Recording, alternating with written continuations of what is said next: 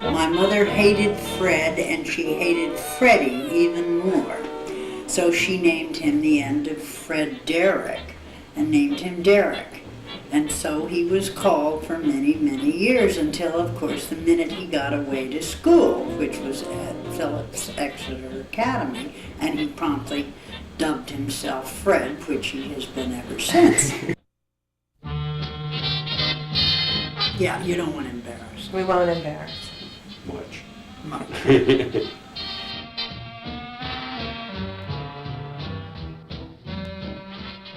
It looks just like him, of course it must be him. Look at those big round cheeks. Curiosity started at an early age. Oh, look at him, he's kicking. Now, was he precocious? This must be, he must be what, 6, 8, 9 months old? I wonder what he's complaining about there. Well, see, he wasn't too quick to move even then. Well, he's just about a year old there. He's just learning how to walk. Oh, he's got those beautiful curly hair. Looks like he's potty trained. Oh, he enjoyed his food even then. This is Central Park. The scene of much of our childhood. We were forced to go out twice a day, no matter what the weather was.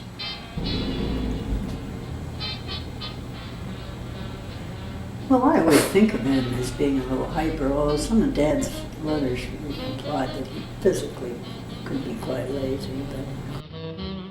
But went in the summer to his Aunt Alice's, his father's sister's place in Lake Placid a couple of summers, and these are pictures that were taken there, and one of the people there was the Heimerdingers. Now, I don't remember much about them because, of course, I'm his youngest sister, far younger than he is. He had Cinnamon Brown. I think that was Fred's love, and when things got tough at home, he gave all his confidences to Cinnamon Brown. And the unfortunate thing was that Cinnamon Brown bit everybody in sight. Too highly bred. That was the answer. Overbred? Overbred. That was the answer to his problems.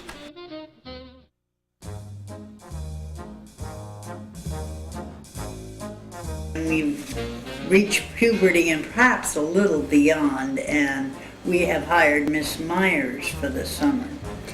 And Derrick becomes very enamored of Miss Myers. And they go off in a car, and this is the famous car that they went off in, and of course I think I was also in the car. And they flipped over an embankment, and it landed on its side. Anyway, this wonderful romance or flirtation soon ended, and Miss Myers was sent packing, and Derrick was sent off to a camp, where the purpose of the camp was for the young men to learn the ethics of work. So he worked in the field and so forth. Fred went to a lot of different schools, depending on his mood. He would work very hard at one school because something caught his fancy, and then at the next school he didn't particularly like it, so he did outstandingly bad. I mean, he was in trouble with his father all the time. First of all, he had this slip epiphysis, which was a real problem for him. And he was put in a brace on crutches, during which time he also still enjoyed eating. So it was a real struggle because he could not move about too much, but he did continue to move his mouth a great deal. Found some correspondence between his father, and one of the big issues always was money, but he was always trying a new angle to get more money. One of them is from Exeter, and he writes, I'll tell you more about he also never wrote, and that was another big issue because he would never send any letters, except when he needed money.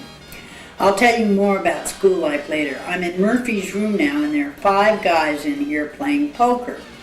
At present, Murph is 5 cents ahead. I forgot to ask you for book money.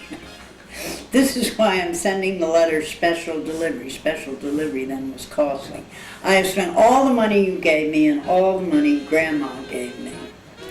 And I borrowed $5 from Andy, and will you please send me some money? I've spent a little over $13 for books and have 3 more books and 2 notebooks to buy. The books will cost $4.55, the notebooks 70 cents. I need about $18.50. Will you please send it as quickly as possible because I need the money for my roommate Dingwall and 3 other books and other expenses. Lots of love, Derek. His father responded, or your grandfather responded in such a way, quote, you hurriedly ripped off a letter while sitting in someone else's room where 5 boys are playing poker and blandly say you need $18.50, that you spent $13 for books, you need $4.50 more and 70 cents for notebooks. You know that I want an itemization of such expenses. Then further on it says, quote, I saw Grandma at luncheon the other day, and your letter to her almost broke her heart. And I understand extracted from her postage stamps plus $3. Fred was very busy with his radio station, so my father said no more Princeton radio station, you get your marks better. So that was that, and he was supposedly studying at Princeton. And my father could never sleep very well, and he turned on the radio one night and heard, much to his chagrin, this is Fred Ray, your nighttime frolic man, broadcasting you from WPAT in Paterson, New Jersey. Well, I was still living at home. I cannot tell you what this caused at home. My father almost had a heart attack, burst several blood vessels. He was so angry. So no, Fred was not on the Princeton radio station. He was now up in Paterson on the radio station and flunking his courses at Princeton. 'Cause this fine old world, it keeps spinning around.